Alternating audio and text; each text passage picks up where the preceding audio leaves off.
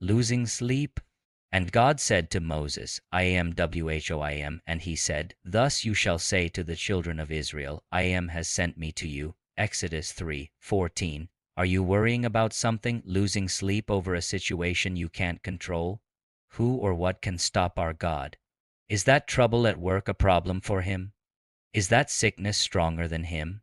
Are those people more powerful than him?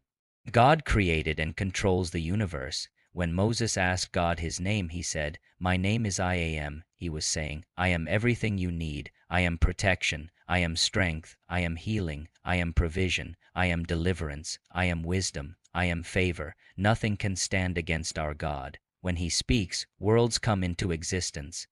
You are connected to the most powerful force in the universe. He's working out his purpose for your life. Quit worrying. Quit focusing on how big your problems are, thinking they're never going to change. Start focusing on how big your God is. The Most High God is maneuvering things in your favor. He's moving the wrong people out of the way, lining up good breaks, turning negative situations around.